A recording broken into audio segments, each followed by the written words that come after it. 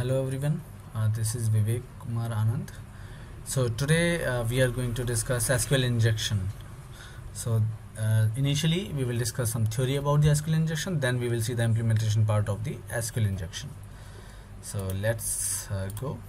So first is what is the SQL injection. So who are a very beginner to the SQL injection?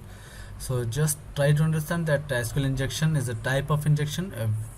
Means we are providing some malicious query to the database through the SQL query, and through that malicious query actually we are fetching some data. Okay, although we are not the authorized user to fetch that data, but still we are managing to fetch that data illegally. So that is the SQL injection. So in general term, that is SQL injection, also known as SQLi, is a common attack vector that uses malicious SQL code for backend database manipulation to access information that was not intended to be displayed. Okay, although you are not the authorized user, but still through some malicious queries you are actually fetching out the data. Okay, so this information may include any number of items, including sensitive company data, user list, or private customer details. So it could be anything.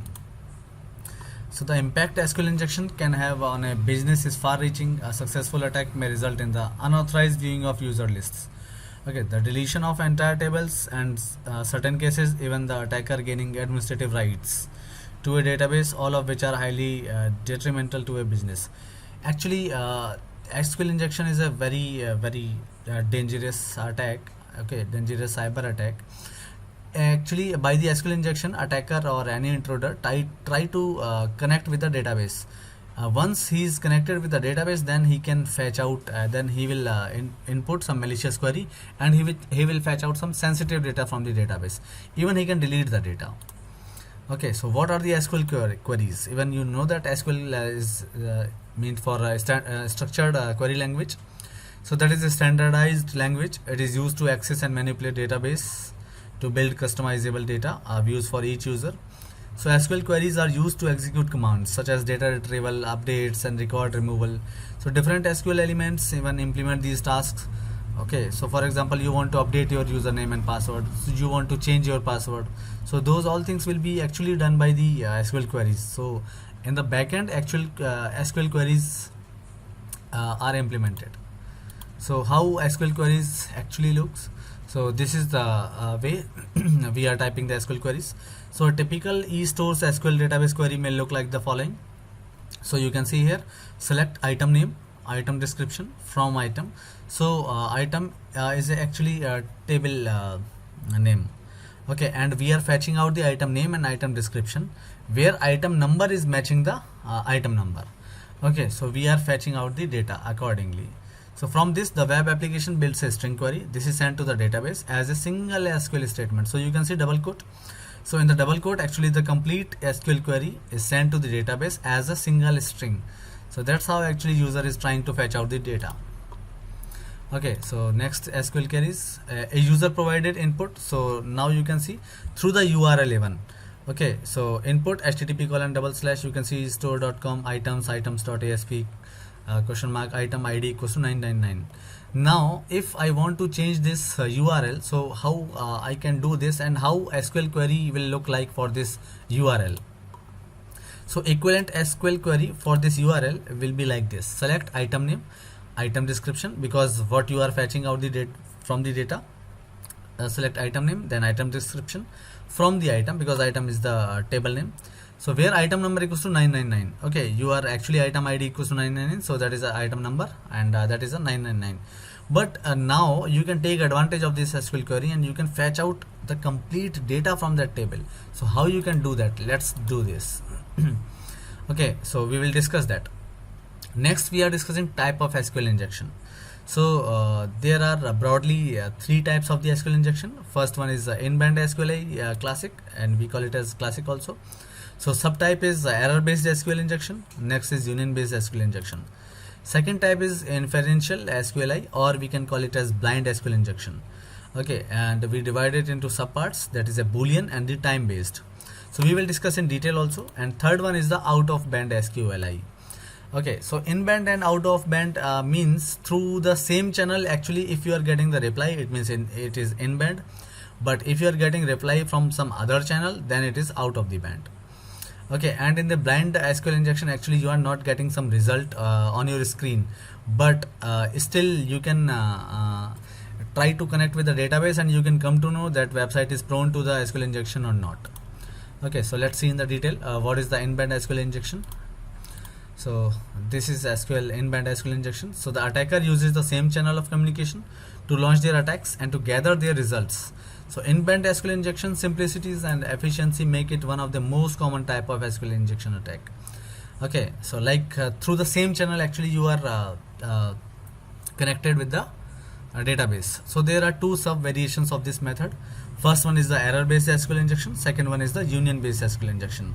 So error based SQL injection is actually whenever you are giving some input, and that input is some like syntax error kind of thing, then it will create some error, it will show you the error. Okay, then you can come to know by that error that okay, this website is prone to the SQL injection, and you can attempt your SQL injection queries there.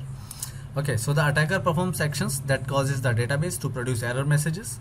So the attacker can potentially use the data provided by these errors to gather information about the structure of the database, right? So for example, single quote, okay, or the backslash. So if you will put the single quote or the backslash in the username, and if it is giving some error, okay, then you can come to know okay, this website is prone to the SQL injection, and you can attempt your SQL injection, different type of SQL injection attacks there. Okay, so that is error based SQL injection. Next one is union based SQL injection. So when we are talking about the union based SQL injection, it means we are actually combining things. Okay, union means combining things. So let's see how we are actually doing. It means something is true at one side, but we are combining some other side with the single side. Okay, it means we can take advantage of Boolean operators. Okay, like we are combining one thing is true and we are combining with the other also, then other thing will also fetch out from the database. So this technique takes advantage of the union SQL operator, which fuses multiple select statements generated by the database to get a single HTTP response, right? So this response may contain data that can be leveraged by the attacker. So it means we are actually combining our queries to the legitimate query, so that legitimate query will be executed and it will fetch out the data which was not supposed to fetch from the database. Okay, it might be some critical data also. So next type is inferential, or that is a blind SQL injection. So blind SQL injection, we call it as like we are not getting any error. Okay, in the error based SQL injection, we are getting some error, but in blind SQL injection, no, there is no such error. So how you will come to know that this website or this web application is prone to SQL injection or not? So there are two methods actually. Okay, so the attacker sends data payloads to the server and observe the response and behavior of the server to learn more about its structure. So this method is called blind SQL because the data is not transferred from the website database to the attacker. Thus the attacker cannot see information about the attack intent. Because whenever I am putting single quote or backslash in the username section, but I am not getting any error. So how I will come to know? So I will actually see some pattern. Okay, for example, it is taking 2 seconds, it is taking 5 seconds to getting like refreshing the page. So I will come to know, okay, although I'm not getting the error, but still this website might be prone to the SQL injection. So we can attempt our real SQL injection.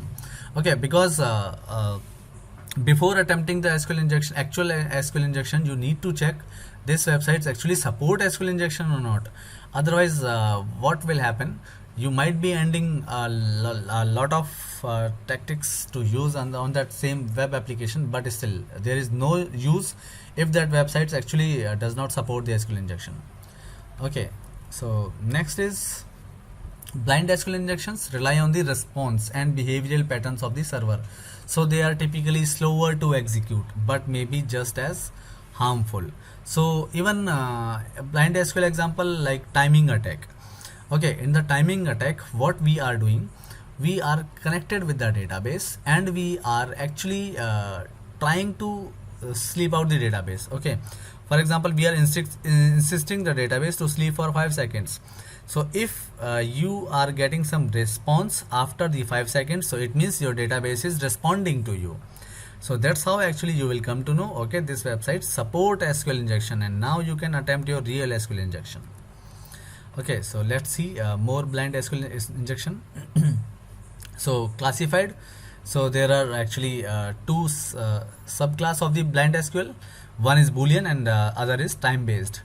Boolean, you know that like whenever you are putting some query into the username or any input section, if you are getting the response in the form of true or false, then you can come to know, okay, this website support SQL injection, and actually you have tried the blind SQL injection, and that is a Boolean type. Okay, so you can see that attacker sends a SQL query to the database, prompting the application to return a result. The result will vary depending on whether the query is true or false. Based on the result, the information within the HTTP response will modify or stay unchanged. So the attacker can then work out if the message generated a true or false result, right? So it's all about the what kind of result you are getting. It doesn't matter it is true or false, but actually you are generating some Boolean query. That's how actually you will come to know. And the time based, like I already described this, you can make the database wait for a period of some seconds, for example 5 seconds, 10 seconds. Okay, so through that particular time you will come to know, okay, this query is working and you are connected with the database. That is actually important, means you are connected with the database. So once you are connected with the database, now you can fetch out your queries. Okay, now you can put your query and you can fetch out the results. And the third one is out of band SQL injection. So out of band SQL injections means we are generating a query from the other one channel, but we are getting response from the other channel. So that is out of band SQL injection.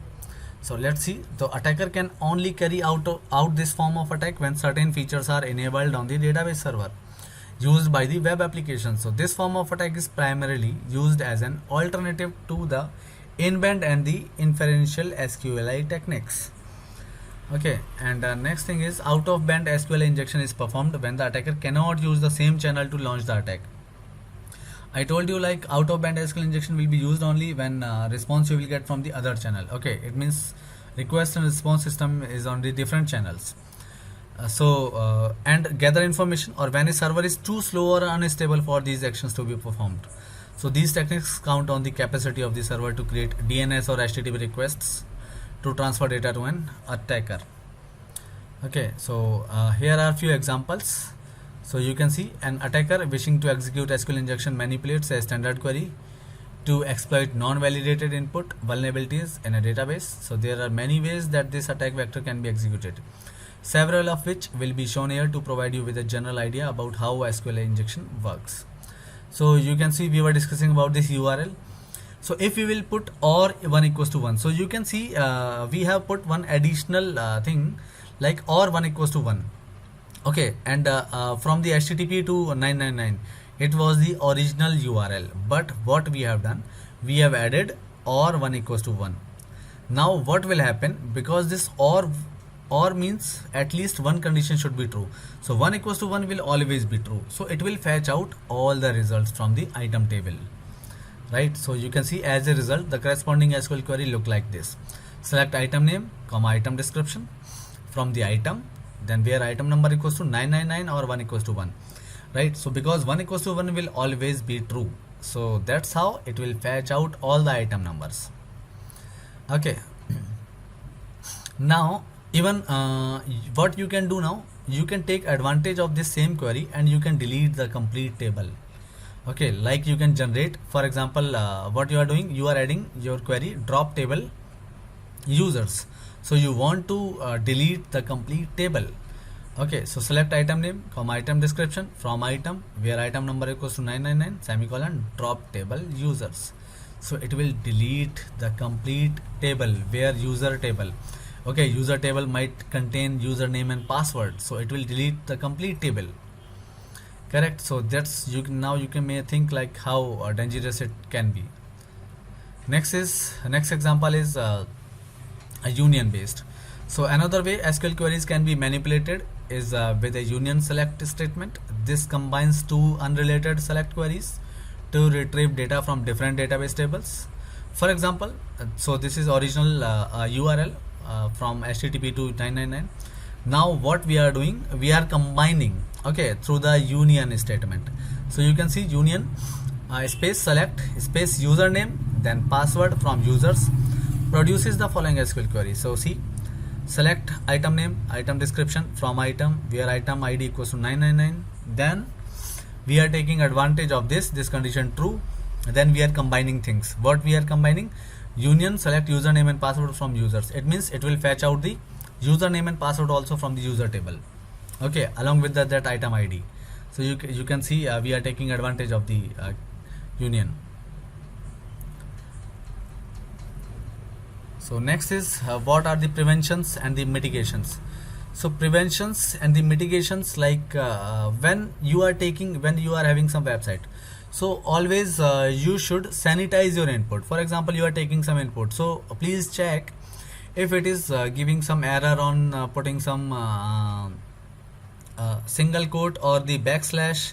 Okay, so if you are getting some error, then please rectify that. Okay, although what you can do, you can sanitize your input. For example, you are taking a single quote, so you can make it, so you can ignore that single quote. Okay, so like it is called a sanitization of the data, so which is the practice of writing data that can identify illegitimate user inputs. Okay, so you just ignore the single quote or the backslash, so these kind, because these or the double quote, okay, so these kind of inputs will be used as the SQL injections.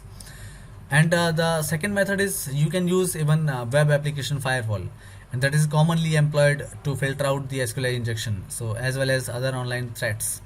Okay, so SQL injection actually web application firewall will filter out the contents. So all those contents like which are beginning from the single quote or the backslash or the colon, semicolon, so it will filter out all these text. Okay, according to all these text, it will remove your query, so your database will be secured. So these are the SQLi prevention and the mitigation techniques. So this is all about the introduction of the SQL injection. In the next video we will discuss practicals. Okay, all these three practicals we will discuss in detail. Thank you.